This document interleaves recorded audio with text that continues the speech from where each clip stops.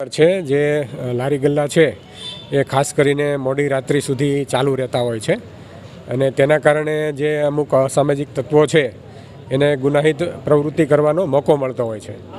આવું ના થાય એના માટે બધાને સમજ કરવામાં આવી છે અને હવે પછી મોડી રાત્રે સુધી લારી ગલ્લા ચાલુ નહીં રહે એ પણ સમજ કરવામાં આવી છે. કેટલા વાગ્યા સુધી લારી ગલ્લા ચાલુ? 11 વાગ્યા સુધીની હાલમાં પરમિશન છે, ત્યાર પછી ચાલુ નહીં રાખી શકે. 11 વાગ્યા પછી ચાલુ રહેશે લારી ગલ્લા, શું કાર્યવાહી કરવામાં આવશે? એના વિરુદ્ધ કાયદેસરની કાર્યવાહી કરવામાં આવશે, ગુનો દાખલ કરવામાં આવશે. તમારી કઈ જગ્યા પર લારી આવેલી છે અને 11 વાગ્યા પછી બંધ કરવાનું સાહેબે જે સૂચન કર્યું છે તેને ધંધામાં શું અસર પડે? ધંધામાં તો અસર થશે જ તે, પણ અમે સાહેબના જે કહે છે એ પ્રમાણે અમે ચાલવાય તૈયાર છે, પણ થોડોક ટાઈમ અમને વધારે આલે તો જ્યાં થોડા મોડા નીકળે છે અમે 12 વાગ્યા લગીનો ટાઈમ માંગીએ છીએ, એનાથી વધારે નહીં માંગતા. પણ હવે સાહેબ જે પ્રમાણે સૂચના આપશે એ પ્રમાણે અમે ચાલશું, એમનો સાથ સહકાર આપવા એગ્રી છે. અને આ પાર્કિંગ જેમને તેમ કરે છે એ અમે અમારી તેમાંથી જેટલું ધ્યાન બનશે એટલું કરશું અમે. તો ધંધામાં આમાં કોઈ અસર ખરી? અસર થશે, પણ હવે જેવી રીતે ટેવ પાડશું એવી રીતે ગરાગાઈ સમજશે. તમારું નામ? ભરવાડ સુખદેવ લાખાભાઈ. આજે કયા પોલીસ સ્ટેશનમાં બોલાવવામાં આવ્યા? અમે અહીંયા પાણીગેટ પોલીસ સ્ટેશનમાં આવેલા છે. જે અમને પોલીસ દ્વારા અમને સૂચના મળી છે કે તમે લોકો ત્યાં આવજો અને ત્યાં તમારી મિટિંગ રાખેલી છે. અચ્છા, તે પોલીસ સ્ટેશનમાં બોલાવ્યા તો તમને શું સૂચના આપવામાં આવી? અમને સૂચના આપવામાં આવી કે રાતના 11 વાગે એટલે તમારે તમારી લારીઓ બંધ કરી દેવાની અને ઘરે જઈને સૂઈ જવાના. તો પછી તમે એના અનુસંધાનમાં તમે શું કહેવા માગો છો?